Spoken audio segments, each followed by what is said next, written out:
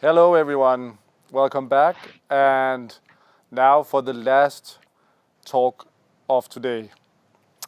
I can think of no better to do the closing keynote than Chris Colbert. Chris will not tell you necessarily what you want to hear, but he will certainly tell you what you need to hear. He will make you fundamentally reflect about why you're doing what it is you're doing and why understanding human behavior is so crucial and fundamental and where it all begins. Personally, I have been a huge fan of Chris since I met him in 2018 in Singapore at the Singapore Fintech Festival. In 2019, he came to Copenhagen, and we were so fortunately to have him, and we are so fortunately to have him again here in 2020 at Copenhagen Fintech Week Global Edition. Chris recently published a book called This Is It, about how to take advantage of the only life we get, and is currently working on his second book, Technology is Dead. And that book is about the importance of inserting more humanity into technology and technological advances that increasingly surround us and seemingly define us. It is with great honor and a great deal of humbleness that I present to you Mr. Chris Colbert. Take it away, Chris. Wow. Thank you, Thomas. Thank you, everybody, for patching into this. I'm honored by Thomas's words, and I feel very much the same about him. So thank you for that. So I have to start by saying, when I told my wife, Kate, that Thomas had invited me to give a talk on sustainability, she laughed. And reasonably, the truth is I am not an environmental scientist. I'm not an economist. I'm not a fintech expert. What I am, how I describe myself is I'm a globalist first and a humanist second, and I think thirdly a truth teller. And as Thomas alluded to or stated, sometimes what I say is hard to hear. People don't want to hear it. Kate, my wife, often doesn't want to hear it. And so I want to start by just sharing a truth, which I think everybody knows, but I think we are really brilliant at pushing it away. And that is this, that all we have is our humanity and the planet that feeds us. That's all. That is literally all we have. All the buildings, all the clothes, all the technologies, all the stuff doesn't actually matter. What matters is our humanity and the planet that feeds us. And the truth is, if we kill it, we kill us. And the truth is, we are effectively killing it and ultimately going to kill us unless we change our behavior. And I think more specifically to this conference, I think we can all use technology generally and fintech technology specifically to either save ourselves or worse, to kill ourselves. Another truth is nobody's going to remember what I just said or what I'm about to say. Not nobody, probably 1% of you might remember 1% of what I'm about to say because you're human and that's just what humans do. I mean, you've been patching in for the last 2 or 3 days and heard lots of different things from lots of different people. And the fact of the matter is, if I asked you what you remembered, it would not be a long list, it would be a pretty short list. So I want to just tell you what I believe and the 1% that really matters right now. And that is this. The issue of sustainability is actually an issue of behaviors. Everything Drew said, I subscribe to her analysis of what's going on at a model level. Everything is absolutely correct.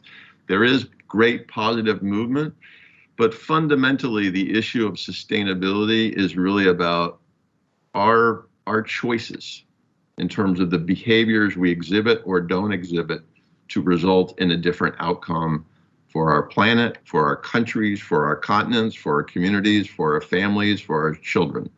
It's a choice of behaviors, first and foremost. And I really do believe that behavior is the root function of all action, all decision making, and ultimately all consequence. And so if we want the outcome for the planet to be different, we want a different consequence, then I think you have to look at behavior. The problem is our behavior, your behavior, it's all really complicated stuff. And what I'm going to share with you over the next 20 minutes or so is also going to be a little complicated. And so one of the things I want to do in recognition of your behavior is 2 or 3 times during my talk, I'm going to just stop for 15 to 20 seconds and let you think about what I said. I'm just going to be silent and let you think about what I said, because I think by doing that, I increase the chance of you actually understanding what it is I'm trying to say. So all this is about behavior. It's all complicated stuff, and it's made more complicated by what's going on globally in this sort of world of contradictions. You know, you think about it, we live at a time where there's never been more information, and yet there's never been harder to separate fake news from real news.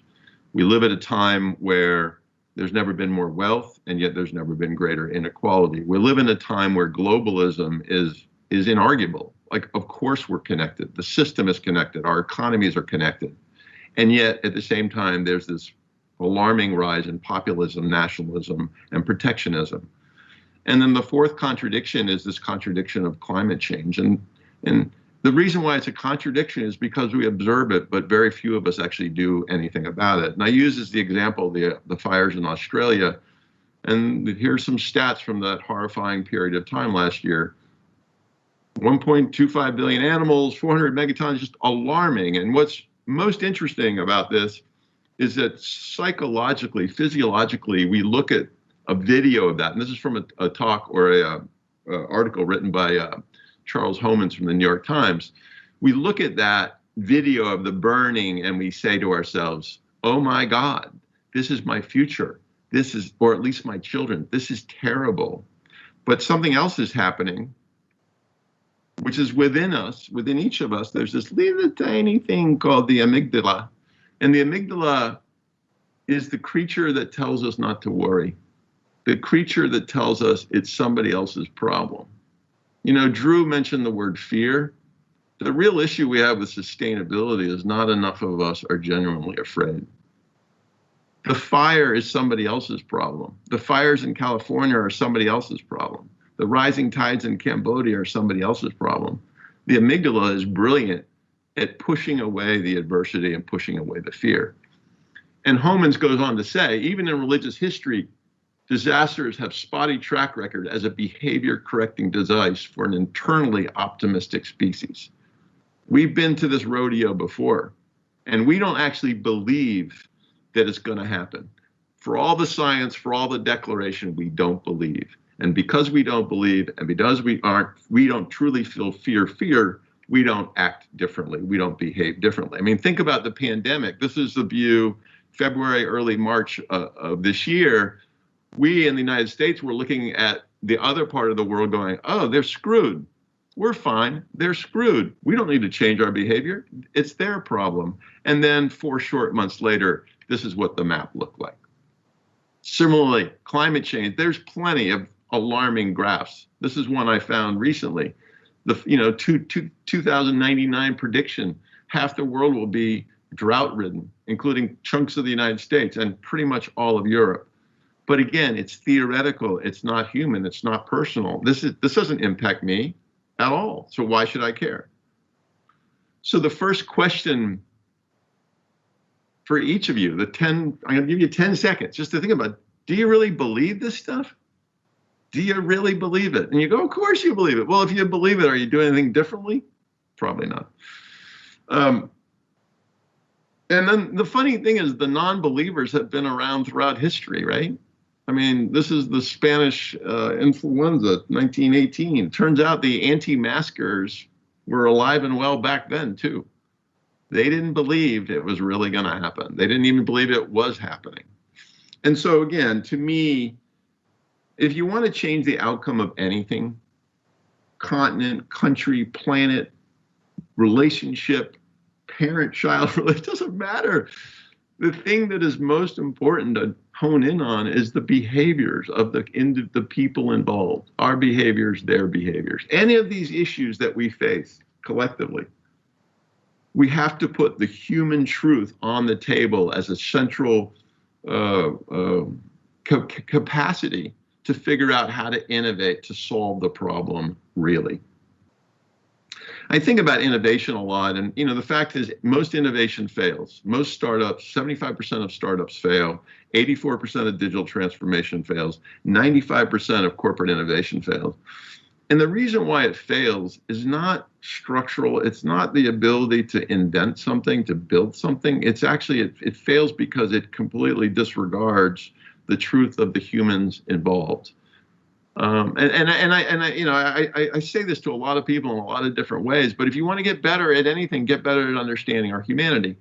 And I think we have this very naive view that man, Homo sapien, has become Homo erectus, and the creature on the left has significantly evolved to the creature on the right. And the creature on the right is really rational, really pragmatic, great critical thinking, always making the right decisions for the good of the self, good of the whole. I think that's not true. I think the creature on the right is actually remarkably like the creature on the left. Like, hasn't really changed all that much. And I'm a big Maslow fan, and his point of view is, listen, most people walk the earth every day bottom up, focused on their physiological needs, their safety needs, and their needs for love and belonging. And a handful move up to the other two levels. But what's interesting about that is sustainability isn't part of this equation. As long as I have food and shelter, why should I care about climate change? As long as I have personal security, why should I care about climate change? As long as I have my family, why should I care? So our capacity to change our behaviors, we put through the lens of Maslow, and we also put through the lens of this other equation, which is my capacity or willingness to change is predicated on the benefits to me far exceeding the cost to me.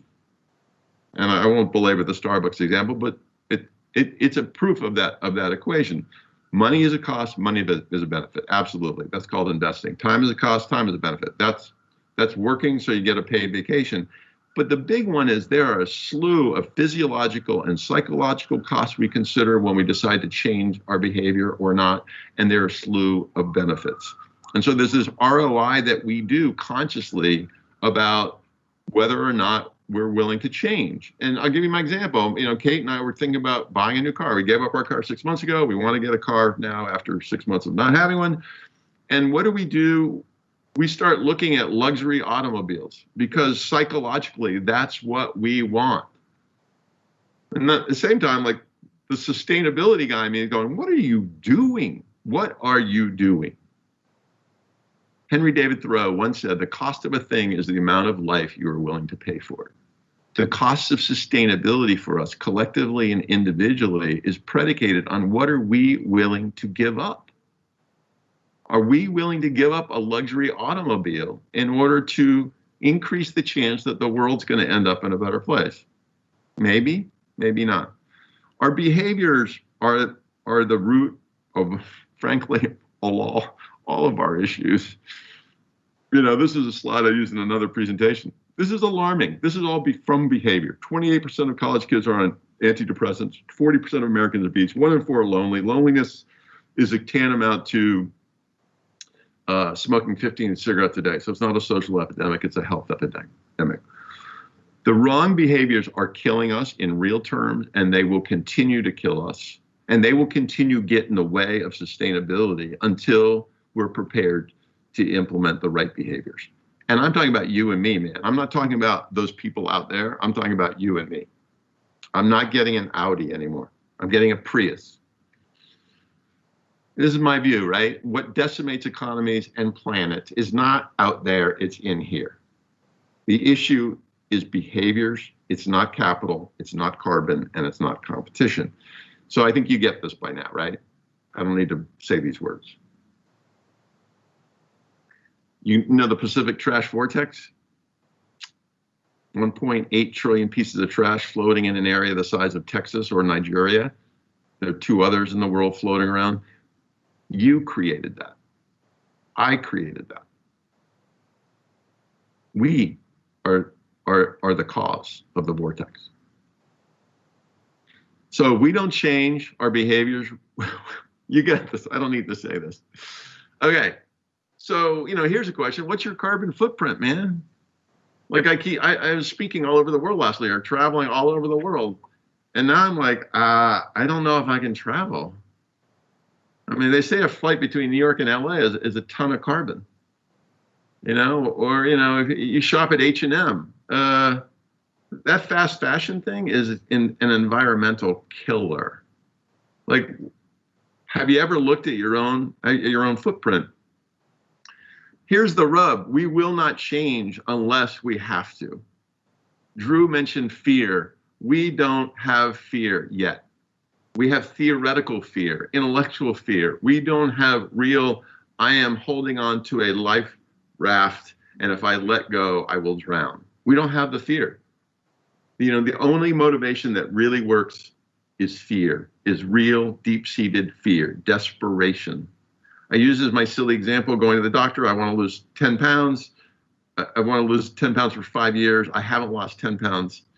I go to the doctor and the doctor says, Chris, if you don't lose 10 pounds, you're going to double the risk of a heart attack. I will lose 10 pounds by next Friday. So part of this is finding our inner fear, turning Drew's fear declaration into our own fear, our own sense of true fear, which is an unpleasant proposition. Who the hell wants to do that? But I don't know any other way to motivate any of us to change our behavior. But one thing we can do is go backwards in time. I was a history major in undergrad, and I think going backwards is often helpful before we go forwards. The funny thing about that is this, which is Hegel once said, we learn from history that we do not learn from history. There are lessons galore. We have been in this place before, not in terms of planet sustainability, but human sustainability, empire sustainability, company sustainability. This is not new. So along the way, I found this guy named Sir John Glubb. He's from early 20th century, around like 1930s, 40s. And he was a kind of a strange guy, but he spent a lot of his time studying empires, and he wrote this piece called The Fate of Empires. It's about 30 pages long. I encourage everybody to read it. And basically what he arrived at is every empire since the Mongols and the Assyrians, the British, you name an empire, every empire lasts about 250 years. And each one follows the exact same arc.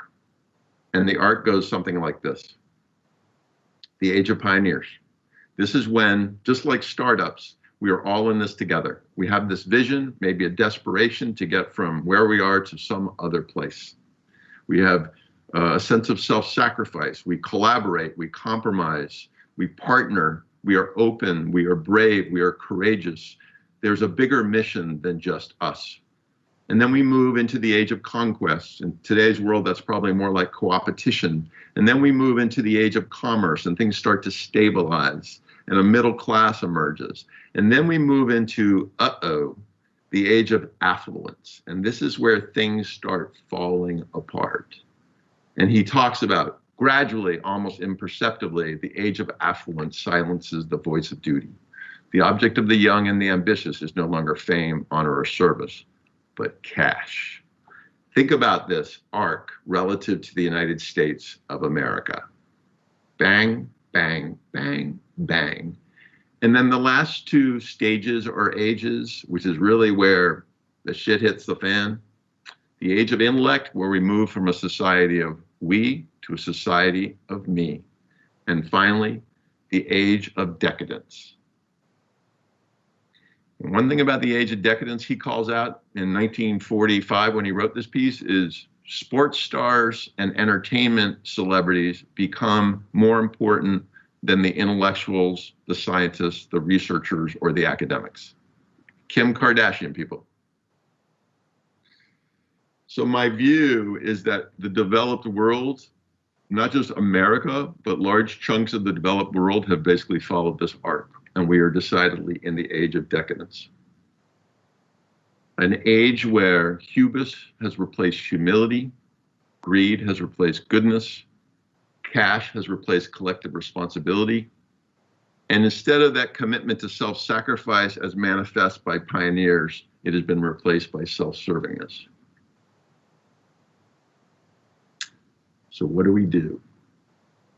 What do we do? I don't really know, but I have some theories. I think the first thing is we have to embrace that there is only one sustainability. This is not about the environment. This is about everything.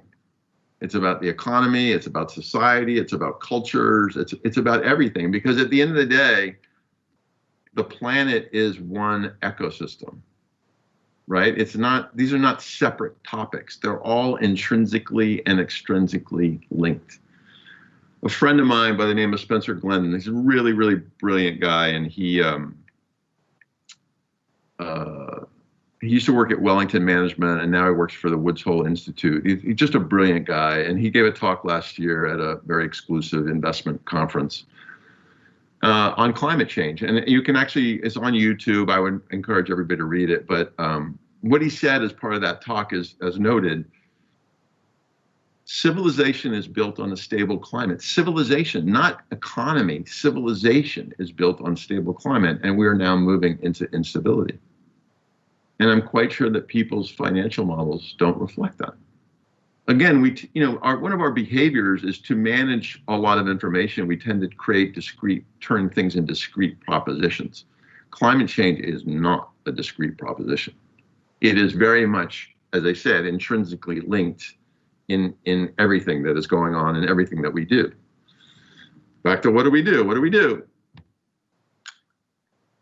I think we have to go back to the future. I think we have to become pioneers again. I think the way to offset the age of decadence is to return to our roots as pioneers, as people who are brave, people who are willing to sacrifice, people who are willing to collaborate, with people who have a vision for a better future, willing to take risk, partner. Like, we've got to affect a sensibility that's fundamentally different than the sensibility that much of the developed world has today. And then I think there are 5 other things we can do along with that. They're all kind of trite, but I think they're fundamentally true, is that each of us has to lead. We have to not lean forward, we have to lead forward. Like, this is as much as the governments and corporations have responsibility here, I think this is fundamentally an individualistic issue. And Drew said it, we're excited by the number of people taken to the streets. Well, we need even more people taken to the streets, including you and me. Somehow we've got to find desperation. We've got to find shared adversity. Like, if we don't turn climate change into the enemy, we won't do really much of anything about it. And go back to this, right? No desperation, no action. And, I think about this. I found this along the way. Newton's first law, right? An object will remain at rest or in uniform motion in a straight line unless acted upon by an external force. Well, there's a sort of an equivalent that this woman, Aileen Halsworth, came up with. Behavior tends to follow the status quo unless acted on by a decrease in friction or increase in fuel. So we need to find fuel in the form of shared adversity. Interestingly, when 9/11 happened, which, just our anniversary last week, I saw shared adversity. I saw behavior change. I saw people coming together in New York and beyond. I saw Americans uniting to rally against a foe. The problem was 3 weeks later, it was gone. It was not sustained. And I think that's maybe an irony, is that we have to figure out how to sustain adversity, how to sustain a sense of desperation, sustain the idea of the enemy. The good news is 30 years from now, enough homes will have been destroyed, enough lives will have been lost, enough pain will have been impacted that I think we'll be able to sustain it. But why can't we get there sooner? Why can't we get there today? Obstacles as lever. Again, a good pioneer is really great at figuring out how to get over barriers, and really great is this idea called reverse innovation, which is simply doing a lot with not a lot of resources. We can't rely on money to solve this problem. We have to be pioneers and we have to be inventive. Point 4 is loving our differences, which is, it takes a village to solve the problems of the village. It takes diversity. I saw this at Harvard. Like, the best teams were the one that had the most diverse perspectives. But in loving our differences, we have to let go with our fixation on being right and actually open up our minds to the possibility that we might be wrong. There's this interesting book by a guy named Matthew Syed about rebel ideas, and he talks about the ascent of Everest, the John Krakauer book, and the 9 lives lost because the diversity of opinion wasn't listened to by the lead guy on the trek, and subsequently the decisions made were the wrong decisions. Another angle on that is Google's work around the importance of psychological safety. We've got to create environments where it's okay for people to actually step forward with different ideas, wholly different ideas, and not be pushed down or rejected simply because they're different. And then the fifth point is this idea of redefining success, redefining the measures of all this, and, for forever, it's been all about GDP, and now there's the Global Innovation Index, and Drew talked about the sustainability goals, and I'm a big supporter. I think these are all the right goals, but the problem with having 17 goals is the majority of people can't attach to them. It's too complicated. And so how do we wrap it all together in a way where the country, the planet can come together and march towards a sustainable world as measured by one thing, not 17 things? And I've been working on this wacky idea that was derived from something Macron said, which was this: for society to be sustainable, you have to restore the equality of chances. Sustainability is attached to the equality of chances.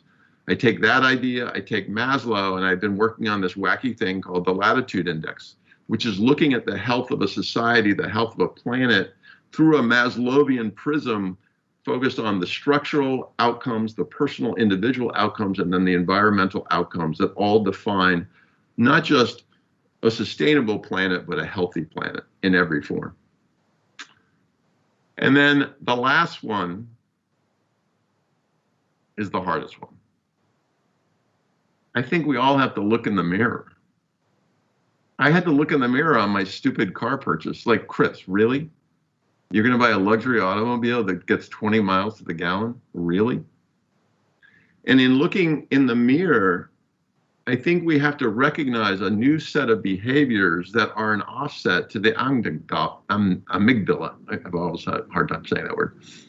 Remember, the amygdala is in there saying, don't worry, man, it's all going to be fine. Don't worry. That video of those fires, that's somebody else's problem. And so I think behaviorally, I think all of us may want to consider, how do we become more open? How do we let our own ego go? How do we make it more about we versus me? How do we let go of our legacy notions, and how do we adopt new notions? And fundamentally, how do we affect the courage to affect the sacrifice to affect a different outcome? Nobody here wants to sacrifice.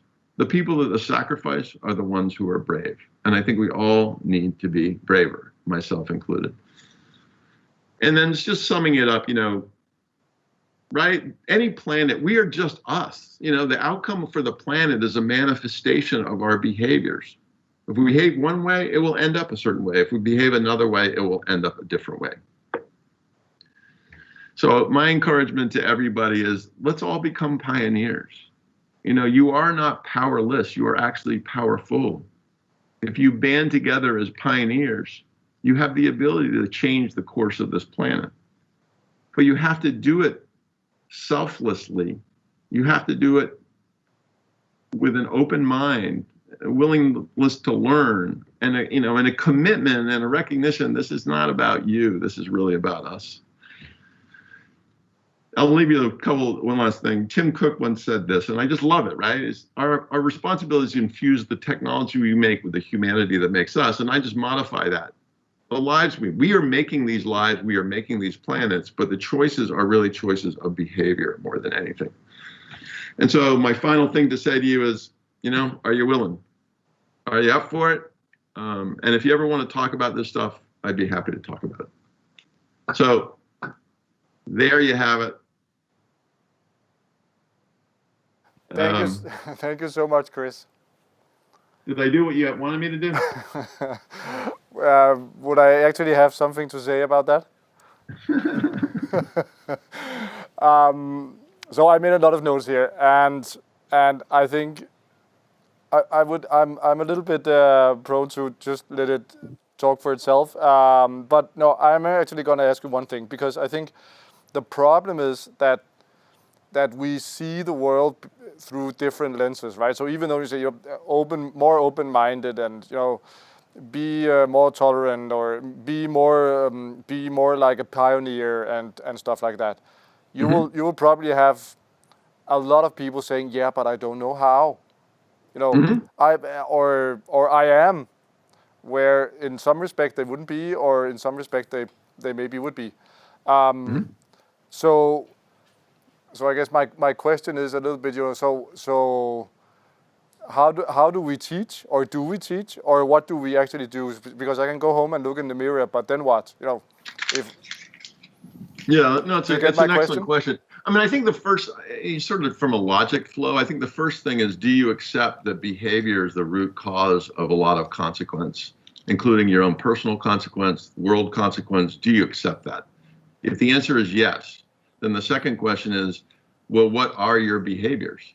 Like, no, I'm not talking about, you know, your policies or philosophies. I'm talking about your behaviors, and how do those behaviors align with the outcome that, you know, sustainability sort of promises or suggests. And then the third thing is, if you, in your audit, you determine that your behaviors are not actually perfectly aligned, then I think, okay, what can I do differently? Like in my case, there are a bunch of things I can do differently after I do my audit. And so I just need to start doing them. Some are through the measure of me, some are through my profession, some are through my talks. You know, I can start changing what I'm doing, even on the margin, a little bit, to contribute more to the outcome that I think we're all after. And then the last thing I'd say is, nobody can do this alone. Everybody must band together. This is a worldwide movement.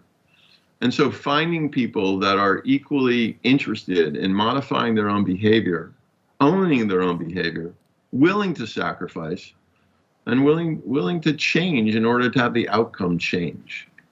And that may not be as specific as you want, but I actually think it's not that complicated. But it is complicated for a lot of people to look at themselves and to hold themselves accountable to a different set of behaviors to change the outcome. It's complicated for people to actually care about other people. Go back to Maslow, you know, Maslow is all about me, man. And as long as I'm good, I'm good. So I don't know.